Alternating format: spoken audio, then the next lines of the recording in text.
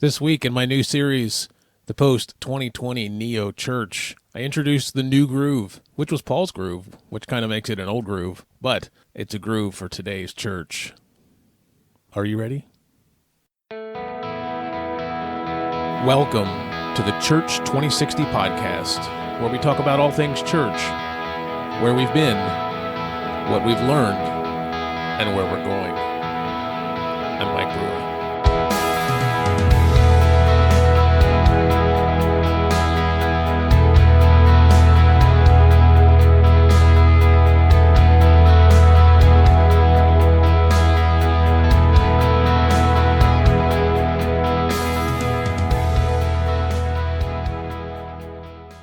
Welcome, everybody, to the Church 2060 podcast. I'm Mike Brewer, and today we have the official episode 1 of the new series, the Post-2020 Neo Church. If you listened last week, I kind of did an introduction to this new series, this idea of a post-2020 church. And just to give you a little insight of what that means is we are in a moment in history where we've been experiencing decline in the church for a long time, and now we are facing a new challenge. We are often meeting in churches that aren't meeting in person, or we're meeting together outside, and what was working well at one point is not working well anymore, and it's time for us to start looking at post-2020. In other words, what is coming immediately next? Not just how do we want to see things left in the year 2060, but how do we want to see things, and what do we need to do to be ready for the year 2021? It shows the name Neo Church for a few reasons. One, the word neo means a few things, means new or revived, both of which I believe need to be applied to the church. We definitely need a church not that is in revival, but that is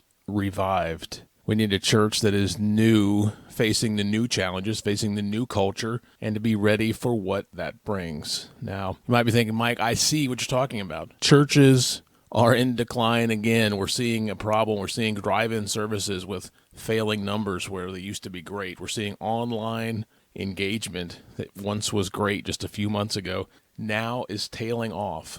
What do we do? Where do we even start to think about this? How do we grow our church and grow it well? And I'm not talking about butts and seats. I'm talking about spiritual growth and evangelism. How do we do that? If you ask me, it's time to start thinking about after 2020, keeping that mindset that when we get past this, when we're able to meet again in our buildings, if we don't see the numbers that we thought we should, we don't see the engagement we thought we should, are we going to be ready for it? And I feel like we're sitting in a time even before COVID where we're already dealing with the fact that we weren't ready for the culture change as a church. And that's what led to where we are now as a church. So today, I want to dive into what I'm going to call the new groove, and this isn't a groove I made up. This is a groove that I see in Scripture. This is a groove that I see practiced by Paul. This could also be called Paul's groove, or Paul's new groove, although something that happened 2,000 years ago doesn't sound very new. But what I want to talk about today is a step-by-step process, right? We've got 4 easy steps, and we can fix the church. No, I'm just kidding, but there are 4 things that Paul did, and this list could be made a lot longer, but I'm going to choose these 4 items that Paul did and the way he did it as a template for how we should probably start.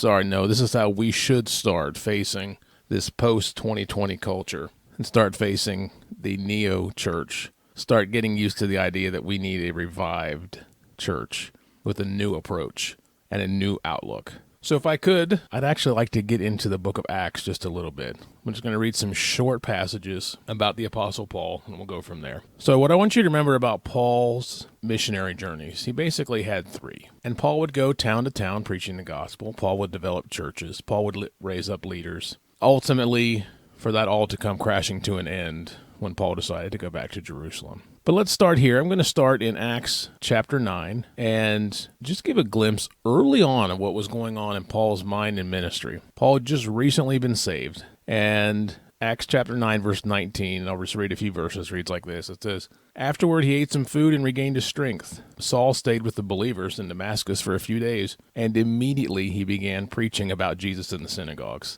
saying he is indeed the Son of God." Paul was basically a new believer here. The good news is he had an exceptional scriptural background from his upbringing. He was probably one of the guys that had memorized the entire Old Testament. That's not a joke. It probably was one of those people. And that was good because he immediately was able to start putting pieces together and say, this scripture is referring to Jesus. The Jesus I met on the road is this guy in the Old Testament prophecies. This is him. Now, a little more Paul. Now we're going to go to Acts chapter 16. It says, I'm going to start at verse 1. It says, Paul first went to Derbe, then to Lystra, where there was a young disciple named Timothy. His mother was a Jewish believer, but his father was a Greek. Timothy was well thought of by the believers in Lystra and Iconium, so Paul wanted him to join them on their journey. In deference to the Jews of the area, he arranged for Timothy to be circumcised before they left, for everyone knew that his father was a Greek. Then he went from town to town, instructing believers to follow decisions made by the apostles and elders in Jerusalem. So the churches were strengthened in their faith and grew larger every day. Here we see a famous guy in the Bible, Timothy, who is a believer, and Paul picks him up, and he just takes him with him. And there was a point to that. I mean, Paul is, by definition, Paul's a disciple maker and a leader maker. And he often did this. Grab people, take them with him, and then put them somewhere.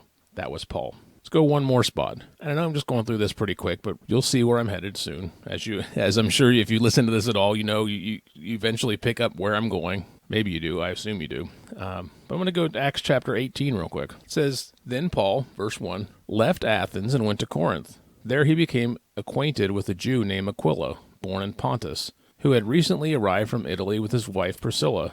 They had left Italy when Claudius Caesar deported all the Jews from Rome. Paul lived and worked with them, for they were tent makers just as he was. Now, in this passage, I could easily read quite a bit, because there's so much to do with Priscilla and Aquila in the Bible, even though they seem like small characters. But Paul stayed and worked with Priscilla and Aquila, and we don't get a ton of detail about what he was up to, but Priscilla and Aquila ended up being house church pastors. They also had spent enough time, apparently, with Paul that the two of them were able to school someone else on their preaching. Yeah, there's a story where someone was preaching and Priscilla and Aquila listened to it, and it wasn't quite up to snuff. So they corrected him on his preaching, not to admonish him, but to make him better. These are guys that worked with Paul, and that's the kind of stuff they were up to. So what I want to do next is I want to go into what this new groove is and what this new groove should look like and what those steps are. Because, again, I don't want to repeat myself a lot, but as we enter into this season, and we've been here a few months, I understand that, but this season has not stopped. We're seeing a decline from an uptick in the midst of a larger decline, and we're headed that direction. And it's important that we pay attention to it and pay attention to what Paul was up to so we can see his process. Now, I understand we are living in a different time. The culture is different. But what I see in what Paul's doing and what I see in what we've been doing as a church, I see huge discrepancies. I see huge incomplete parts. Remember in school, I don't know if you ever did this, but there were times I got an I on my homework. And I don't know if it was because they didn't want to just give me an F, but they'd give me an I because it said incomplete. And sometimes I think that as a church, we deserve a worse grade than we're getting. But the truth is, what we're doing is very incomplete. As we approach 2021, I firmly believe we're going to get through this pandemic process, this crisis, and be able to attempt to do something with the church that's effective and relevant and ready for this culture. But the problem is if we attempt to do the same thing we've always done, we're going to see increased decline because we refuse to change when we need to change. So, post-2020, revived church, the neo-church, that's why we're here. Let's take a quick break to talk about something very important. Are you a church leader that deals with the church's finances? Do you find that a good deal of time is taken up dealing with bookkeeping? It's unavoidable. Between giving statements, bookkeeping, payroll, deductions, direct deposit, your time is precious. It seems like too much time can be swallowed up dealing with these issues while ministry opportunities can be missed. It happens to all of us. Or maybe your situation is one where there just needs to be a change.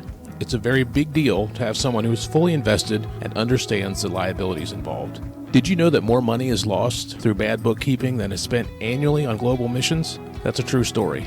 These reasons are why I want to tell you about Evermore Financial Services. Evermore Financial is owned and operated by ministry partners. They are both church planters, and that matters because they understand the struggle and have come to specialize in handling church finances. Evermore Financial offers customizable solutions for all church accounting needs, whether it's online giving, giving statements, payroll, direct deposit, payroll deductions, housing allowance, or even W-2s. Whatever the needs are, the staff at Evermore understands and are ready to help. If this sounds like your needs too, whether it's today or 3 months from now, we want to talk. Your time is valuable to the kingdom, and Evermore Financial is here for you. And did I mention that the owners of Evermore Financial actually do care about the financial success of your ministry?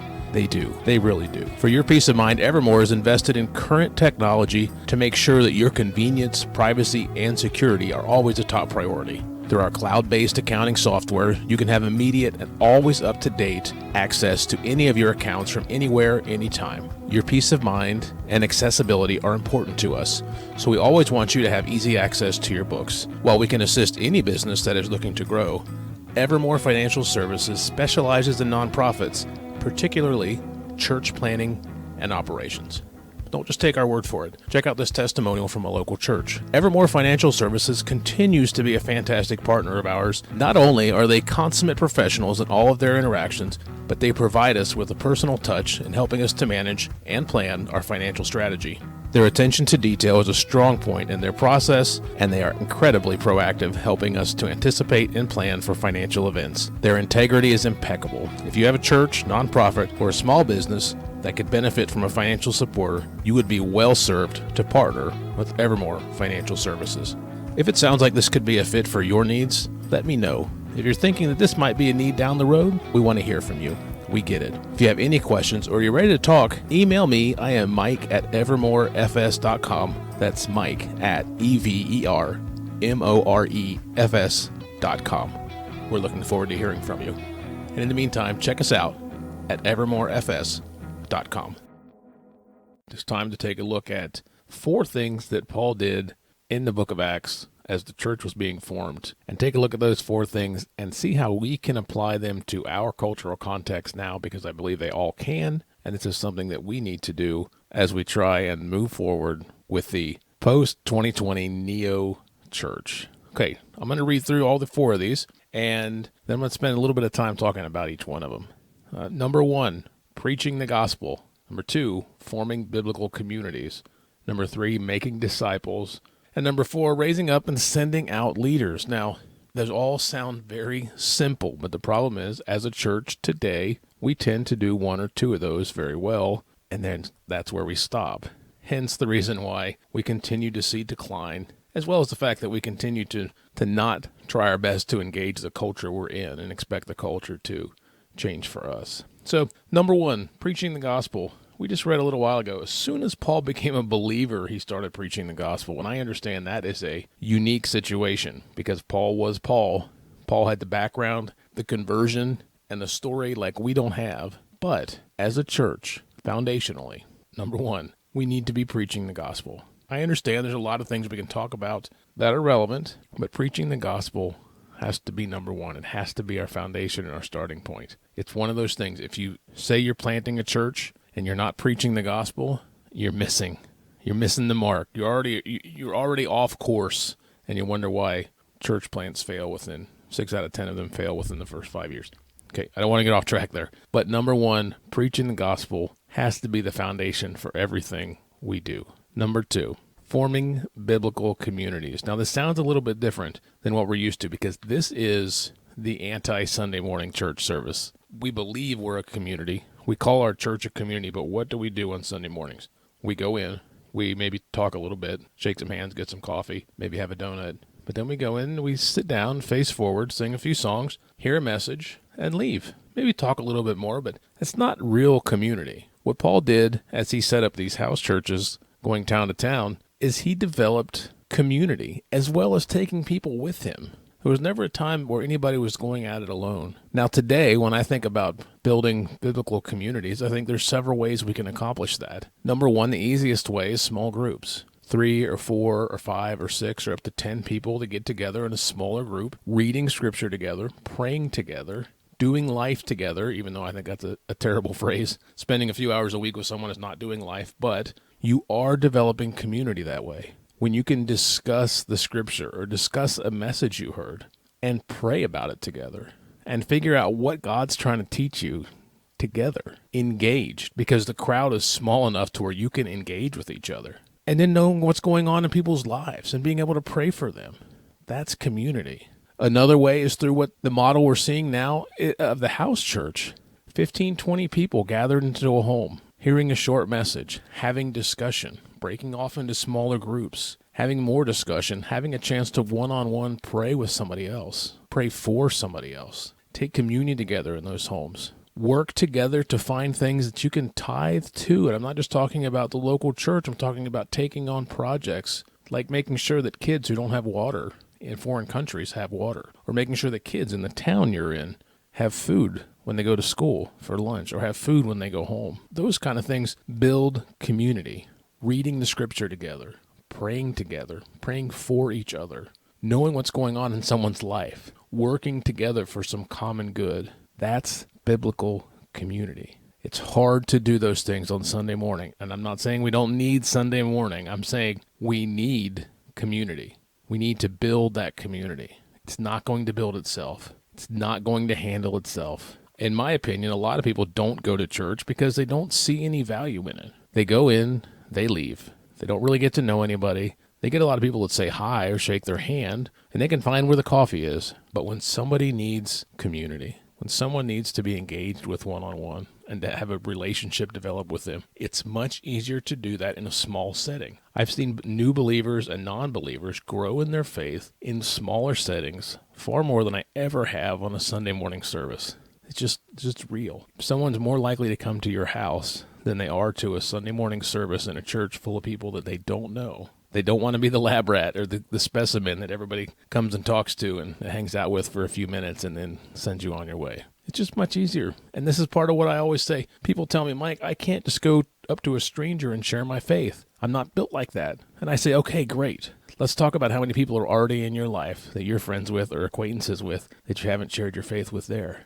They're there. These people are there in your life, in your circles, and it's going to be far easier for you to say, hey, why don't you come over to my house? I'm having some people over. We'll eat. We'll talk about talk about scripture. It'll be, they're more likely to go to that than they are Sunday morning service because they know you. They know it's informal. It's worth pursuing because I believe people are looking for community, not just a Sunday morning show. Okay, let's keep it moving. Making disciples. I talk about this all the time.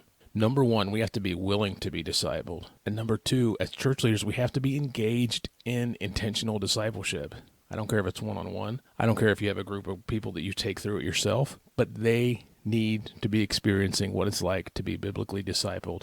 And we don't have to overcomplicate that. We don't need 9 marks of a disciple or 12 attributes of a disciple and try to teach them through that. We can simply teach them with Scripture how to live like Jesus lived and how to do what Jesus did and teach them to spend time with Jesus every day, just like the 12 disciples did in the New Testament. It's that simple, but it has to be intentional. Number 4, raise up and send out leaders. This is a piece that even if most places get 1 through 3 correct, they're missing number 4. And what happens when you don't do this is you can oftentimes have a church that gets older and you're looking for those new leaders, but they never show up and they never just materialize without intentionality. Paul spent his time raising up leaders, putting churches together, taking people with him. We have to do that as a church. We have to be prepared for tomorrow's leadership. We also have to be prepared for, as we expand the kingdom, as we plant biblical communities, plant churches, we have to have leaders ready for that. If there are no leaders, there are no churches. There are no new churches. You cannot just build it and expect people to show up. This is not Field of Dreams, okay? We need biblical leaders. We need godly men and women to step into those leadership roles so that we can expand the kingdom, so that we can multiply.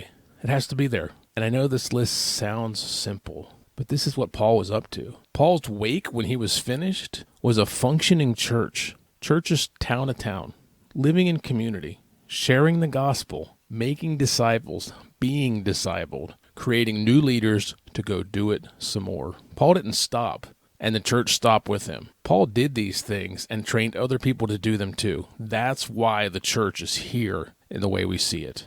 So in the year 2021, I know I always talk about 2060, but I think in order for us to get to 2060, we need to start talking about the year 2021 because we are in an extremely unique situation right now.